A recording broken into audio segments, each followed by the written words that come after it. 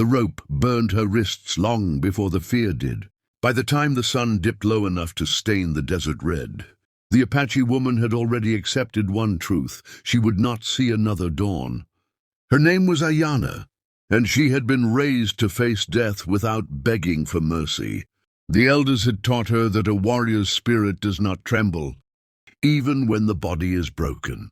Still, as she sat bound against the rough wooden post outside the cowboy's ranch, dust clinging to her torn dress and blood drying along her temple, her heart beat louder than her courage. She had been captured 3 days earlier, 3 days since the gunfire shattered the canyon silence, 3 days since her people scattered like frightened birds, 3 days since she watched 2 men fall and knew, in that instant, her fate had sealed itself shut. White men did not take Apache women to show kindness. Everyone knew that. So when the cowboy dismounted his horse and looked at her, not with hunger, not with cruelty, but with something unreadable, she did not lift her head. She stared at the ground and waited for the moment when pain would erase thought. But that moment never came. Instead, she heard his voice, low, controlled, almost tired. "Untie her." Ayana's eyes snapped up. The ranch hands froze. One even laughed, thinking it was a cruel joke. But the cowboy didn't repeat himself.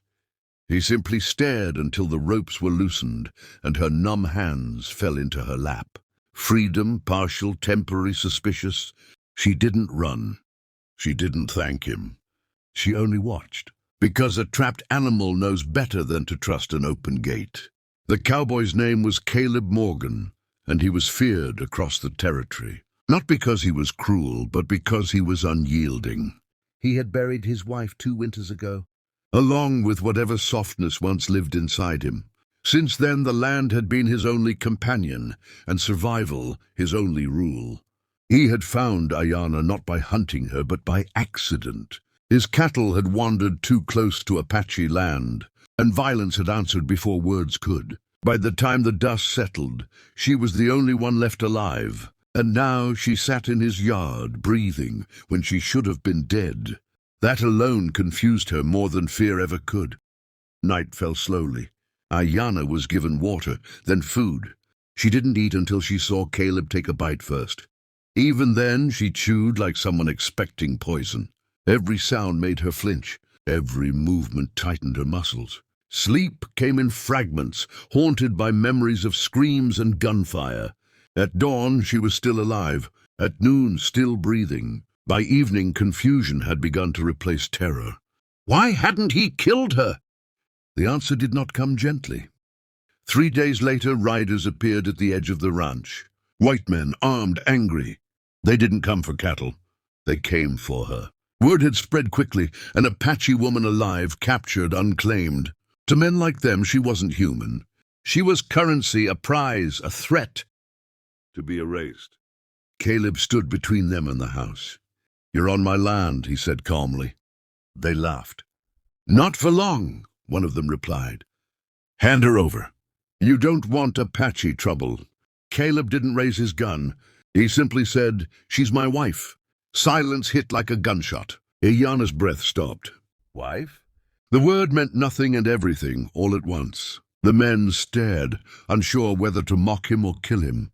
But a married woman, especially, claimed by a man like Caleb Morgan, changed things. It made her untouchable by their twisted rules. After a long moment, the riders left. Only when the dust settled did Ayana realize her hands were shaking. She confronted him that night. In broken English and fierce Apache words, she demanded the truth. Caleb didn't lie. "I said what I had to," he told her. "But now it's real." Her heart pounded. "You lie." "If you leave," he said quietly, "they'll find you. Or worse, if you stay, you live." Marriage to her had always been sacred.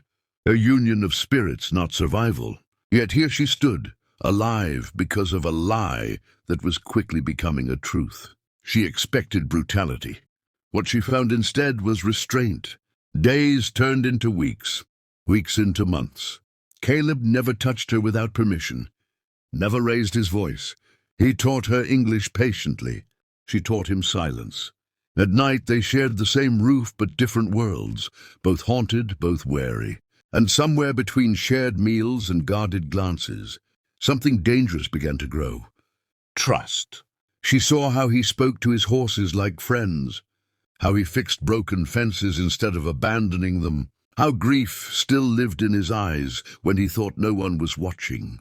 He saw her strength, her pride, the way she carried loss without letting it hollow her out. One night a storm trapped them inside. Thunder cracked the sky open and fear, old, buried, rose in Ayana's chest. Without thinking, she moved closer to him. He didn't pull away. That was the moment everything changed. Not with passion, with understanding. But fate is never kind to those who find peace too late. Apache riders came for her. Her people, what was left of them. They believed she had betrayed them, that she had chosen the enemy. They demanded blood. Caleb stood beside her, weapon lowered.